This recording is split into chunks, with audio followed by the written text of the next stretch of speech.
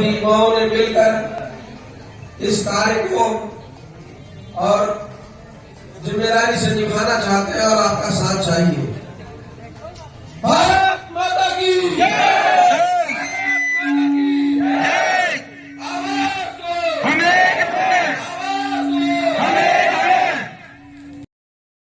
बिजली का सरकारीकरण किया जाए।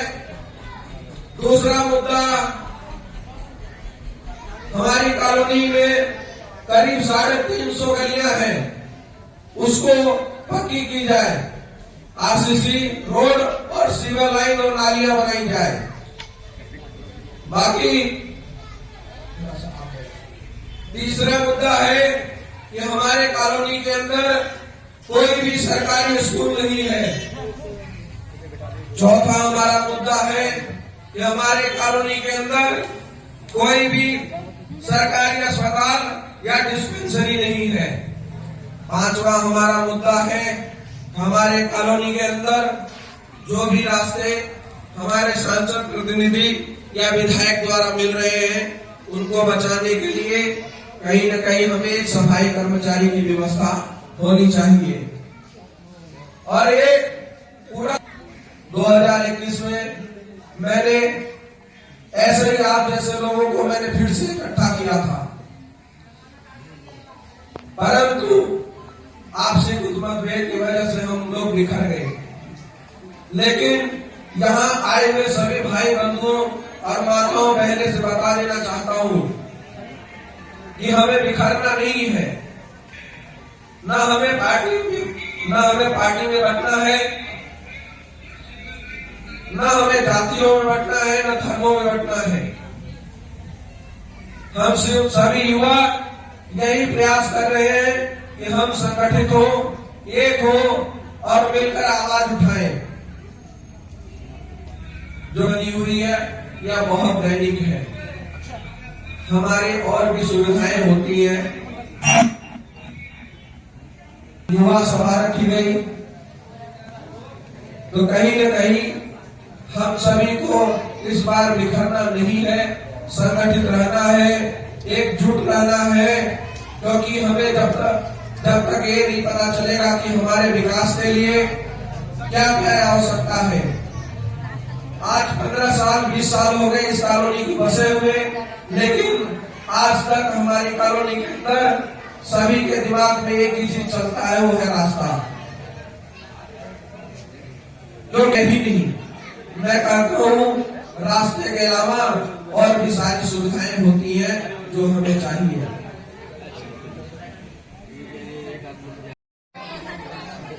कभी कोई कहता है विधायक के पास गए थे रास्ते के लिए। मैं आपसे पूछना चाहता हूँ, सेक्टर के उस पार जाके देखिए। मैं उनके बीच में गया हूँ, मैंने पूछा क्या आप ही गए थे सांसद के पास या विधायक के पास? उन्होंने कहा कि हमारा विकास नोएडा अथॉरिटी करती है, तो हमारा विकास क्यों नहीं करेगी नोएडा अथॉरिटी? हमें एकजुट होना है, एक ही चीज मांग रखनी है कि हमें डूब क्षेत्र से बाहर करो।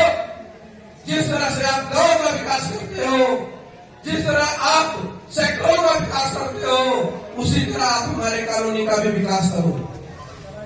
हम सांसद के भरोसे नहीं रहना चाहते, हम विधायक के भरोसे नहीं रहना चाहते। हम नोएडा अथॉरिटी से अपने विकास चाहते हैं।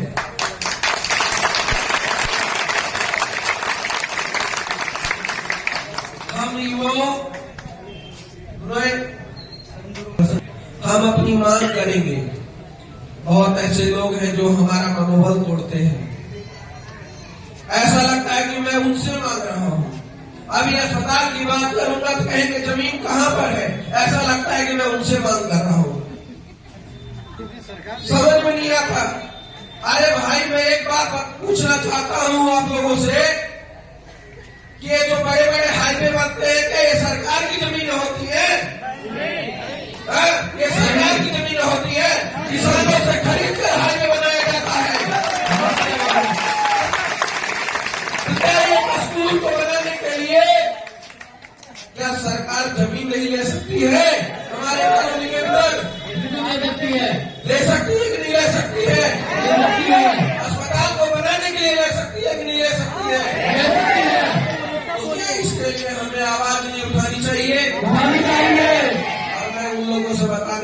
को मनोबल कमजोर करने की आवश्यकता नहीं है। आज हम सभी संगठित हो रहे हैं। यहाँ से जो भी उठेगा एक चीज दिमाग में डाल लेगा। ये युवा अगर आवाज उठा रहे हैं तो इनका हाथ नहीं छोड़ना है। ये नहीं सोचना है कि किस पार्टी से है, किस धर्म से है, किस मजहब से है। आपको यही सोचना है ये कॉलोनी का युवा है, क्योंकि युवाओं को राजनीति से लेना देना नहीं होता है। युवाओं को बस एक ही चीज होता है, कॉलोनी के विकास से। तो आप सभी से यही अनुरोध करता हूँ कि आप लोग संगठित रहे, एकजुट रहे। जो भी हमारी समस्याएं हैं उसको हम मिलजुल कर आवाज उठाएंगे। और जिस दिन ऐसी आवश्यकता पड़ी कि हमें धरना प्रदर्शन करने की, उस दिन भी आप लोगों का साथ चाहिए। मिलेगा कि नहीं मिलेगा?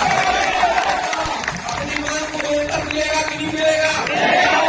मैं कहता हूँ इससे बगल वाली कॉलोनी है बहरामपुर, वहां नोटिस चिपका दिया गया है। क्या इंतजार कर रहे हो क्या कि जिस दिन हमारे घरों पर नोटिस चिपकाया जाएगा ग्रुप क्षेत्र का दर, तब आप एकजुट होंगे, तब आप संगठित होंगे? अगर हम अभी से संगठित होना शुरू कर दिए तो नोटिस चिपकाने वाले प्लांट तक ही रहेंगे, कॉलोनी में घुसने नहीं दिया जाएगा। ठीक है। यहाँ हमारी कुछ माताएं बहनें हैं जो नदी के किनारे आसपास के क्षेत्र में रहती हैं। पिछले साल बाढ़ आया था, पता है सभी को। इनके बाद बीच में आकर इनका हाल चाल तो पूछ सकते थे, पूछना चाहिए था कि नहीं पूछना चाहिए था? लेकिन वो नहीं आए। क्यों नहीं आए?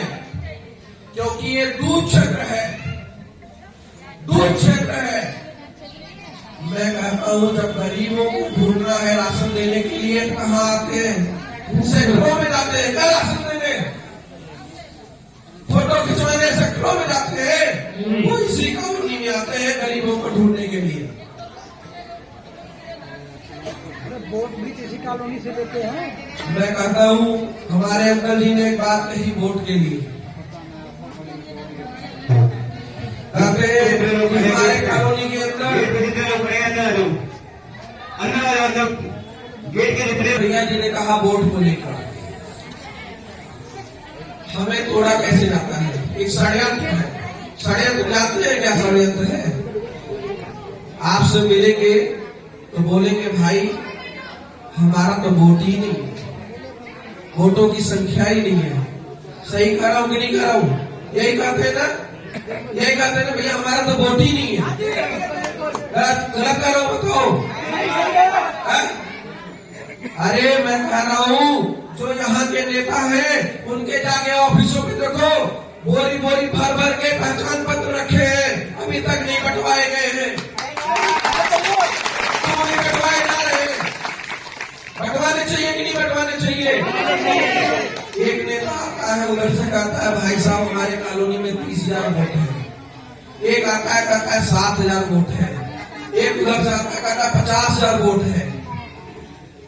एक बात बताओ, तोड़ने का पूरा षड्यंत्र बना रखा है पूरे कॉलोनी का। यही आप चले जाओ आश्रम के अंदर, सही होना चाहिए। गली में परेशानी है, और जब डूब क्षेत्र था तो रजिस्ट्री क्यों किए? रजिस्ट्री नहीं करना चाहिए था। और खड़िंजा नाली और लाइट सही होना चाहिए था। यही सब परेशानी है सर। और कोटा भी आना चाहिए। सारी दिक्कतें तो हैं। हमें इतनी दिक्कत हो गई कि 2 साल से हमारे घर में पानी घुसने लग गया। नाली खरंजे की वजह से हमें इतनी परेशानी होगी। कर्ज पानी करने के बाद हमें थोड़ा घर के लिए बनाना पड़ा। इतनी दिक्कत। आपने घर कैसे बनाया था?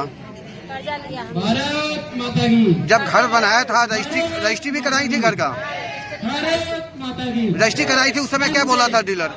डीलर ने बोला था कि पक्की कॉलोनी है, इसमें कोई खतरा नहीं है। आगे इधर आ जाइए। जब बोला था डीलर ने आपको बोला था पक्की कॉलोनी है, हाँ। फिर भी आज जो है सो आप डूब क्षेत्र में पड़ी हुई हैं और सरकार कह रही है तोड़ दो। तोड़ दो, हाँ। इतने लोग हैं, इतनी जितने आबादी भी है, बाहर हमारे मित्र गरीब हमारे लोग कहाँ मतलब जाएंगे? भी बाहर हैं, जब गरीबों को कृपया यहाँ अंदर आने का ठिकाना कोशिश नहीं तो करें। क्यों रजिस्ट्री एक बार तो करानी? सड़क पे बोलेंगे।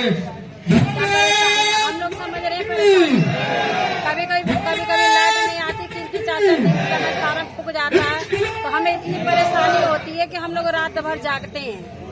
हमारे बीच में ट्रांसफार्मर फूक गया था तो 3-4 दिन लाइट नहीं आई, इस वजह से बहुत परेशानी हो गई।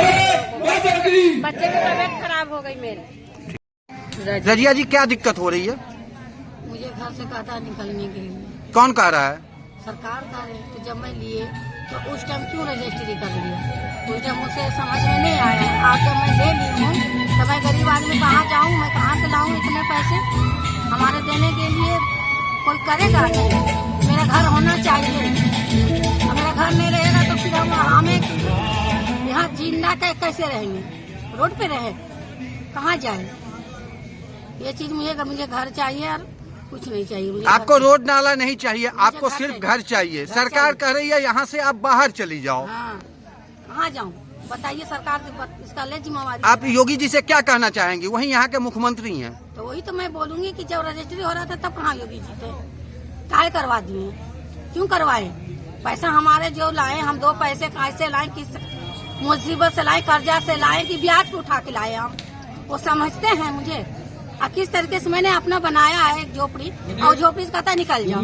बोलना आसान है, निकल के देखे, जो बोल रहा वो निकल के देखे अपना घर से कि कैसे जिंदगी कटेगी।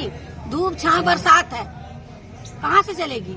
हम बच्चे लेके कहाँ जाएंगे? हम अपना बुढ़ापा कहाँ जाए करने के लिए? हमारी छत ना होगा, हम कहाँ मरेंगे? किराएदार घर ले लो तो वहाँ पर बच्चे हमारे छोटे थे, मर गए, लेकिन वो बोला जल्दी हटाओ, जल्दी फेंको। इसलिए तो कहीं से ऋण कर्जा लिए, ब्याज पे पैसा लेके घर बनाए।